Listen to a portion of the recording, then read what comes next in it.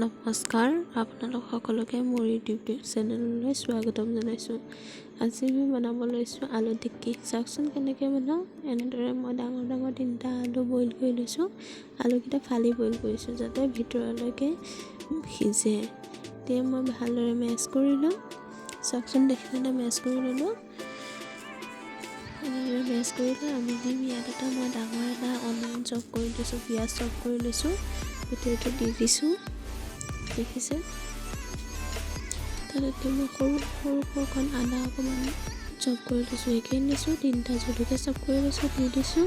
আৰু অলপ ধনিয়া চপ কৰি দি দিছোঁ। দেখিছে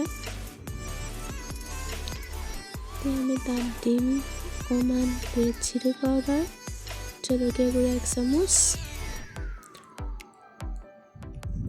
আধা চামুচ দিম মই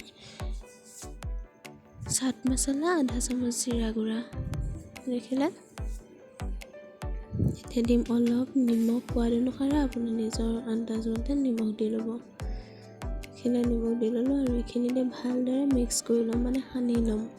সানা হৈ গ'ল, এইখিনি দেখিলে সানা হৈ গ'ল। আমি এতিয়া আটা দৌৰ নিচিনা বনাই সৰু সৰুকৈ ধুনীয়াকৈ টিক্কি বনাই ল'ম।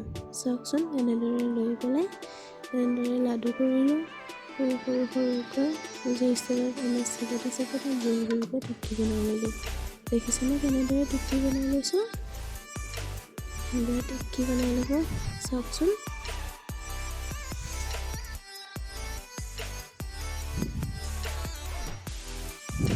ধুনীয়াকৈ এনেদৰে টিক্কি বনাই ল'লোঁ।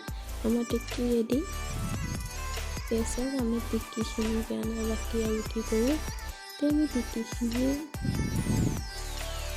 তেলত ফ্ৰাই কৰিম। তাৰ আগতে আমি বেচনৰ ঘোল বনাম। বেচনৰ ঘোলটোত মই 2 চামুচ বেচন লৈছোঁ। তাত দিম অলপ ৰেড চিলি পাউডাৰ,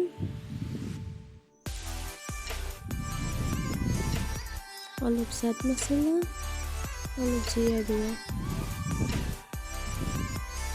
আৰু অলপ চাওকচোন আৰু লগতে আমি দি ল'ম নিমখ। সোৱাদ অনুসাৰে নিমখ দি ল'ব। যিহেতু আমি টিক্কিত দিয়ে থৈছোঁ সেইকাৰণে ইয়াত অলপ কমাই দিব।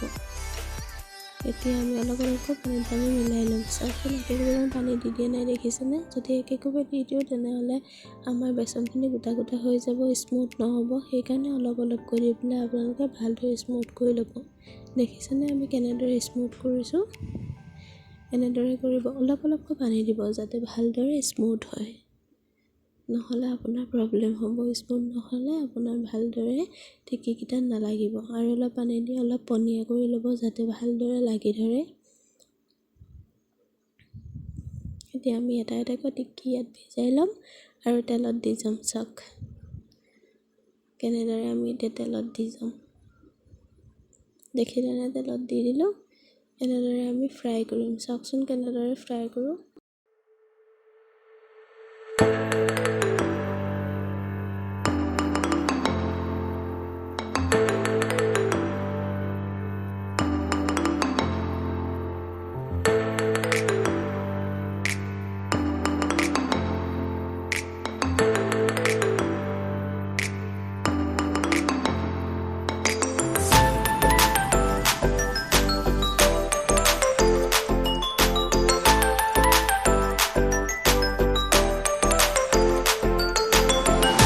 দেখিছেনে আমি কেনেকৈ ক্ৰিস্পি গল্ডেন ব্ৰাউন হোৱালৈকে ভাজি ল'লোঁ। এনেদৰে ভাজি ল'ব।